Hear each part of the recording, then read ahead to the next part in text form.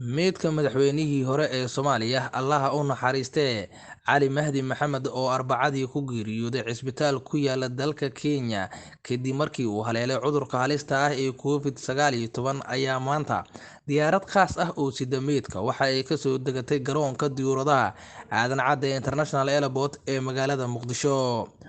Madaxweynaha Jamhuuriyadda Federaalk ee Soomaaliya ee muddo-xileedkiisu uu dhammaaday iyo ra'iisul wasaaraha xilgaarsiinta iyo guddoomiyaasha labada aqal ee baarlamaanka Soomaaliya iyo madaxweynayaashii hore ee dalka iyo mas'uuliyiin kale ayaa salaada janaasada marxuumka waxa ay kula dukadeen garoonka diyaaradaha Aadan Cadde ee magaalada Muqdisho. Meydka ayaana lagu aasay goob intii uu noolaa masaajid uu ka dhisay. Masjidkaas oo lagu magacaabo Cali Mahdi kuna yaala degmada Yaaqshiid ee gobolka Banaadir.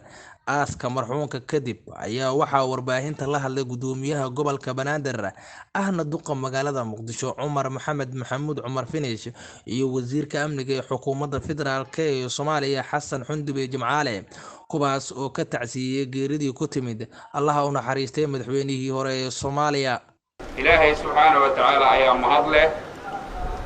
Mahadda alle kadib waxaan u mahadcelinaynaa mas'uuliyiintii usoo xilqaantay hawshan dhammaantood hadday aan lahayn kuwa xilkahay iyo kuwa horeyntaba bulshada Soomaaliyeed ee isu taagtay janaasada ilaa haddana taaganayaan ayagana uga mahadcelinaynaa.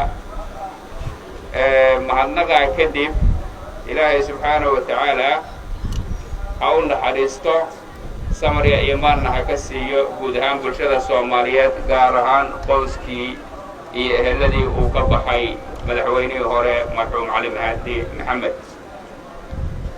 mudanayaal waa Ilaahay mahadiis si wanaagsan ayay noogu suura gashay dadaal badan oo la sameeyey kadib in laga soo qaado meydka magaalada Nairobi ee dalka Kenya la keeno dalkiisii lagu tukado mas'uuliyiintu ay kula tukadaan garoonka diyaaraduhu ay aga dhigtaan kadibna la keeno goobtii lagu aasi lahaa oo ah masaajidkii oo isaga dhisay qayb ka mid ah.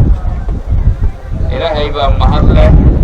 mahadnaqa alle kadib waxaan uga mahadcelinaynaa dhammaan intii ka qayb qaadatay howlahaas oo nagala shaqaynaysay. mar rabo inaan warka idinku sii badiyo aan u ducayno marxuumka janaasadana meel walba oo dalka Soomaaliyeed masaajid ku yaal ama culimo ay joogto inay u tukadaan oo way u duceeyaan ayaan ka codsanaynaa. Allahumma barik ala rasuulillahi wa ala alihi wa sahbihi. marka hore waxaan leenahay Allah u naxariisto madaxweynihii hore marxuum Cali Mahdi Maxamed. inna lillahi wa inna ilayhi raaji'uun. waxaan rabaa Ilaahay subxaanahu wa ta'aala marka hore inaan uga mahad celiyo oo nagu guuleeyay hawl culus oo mas'uuliyadda la saaray in Ilaahay si wanaagsan noogu soo dhameystiray. Ilaahan ku mahadinaynaa. marka labaad waxaan mahad u celinayaa madaxda qaranka oo madaxweynaha iyo prime ministerka ugu horeeyaan oo hawshan aad isaga xil saaray iyo madaxda kale guud ahaan ayaan u mahad celinaynaa.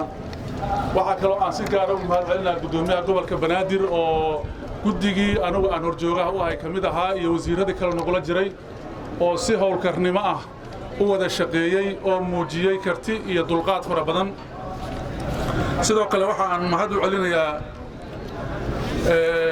ciidanka qalabka sida guud ahaan xoogga dalka Soomaaliyeed, ciidanka booliiska, nabad sugidda, asluubta iyo taliyaashooda intaba oo ayaguna u taagnaa si howlkarnimaana hawshooda u qabtay.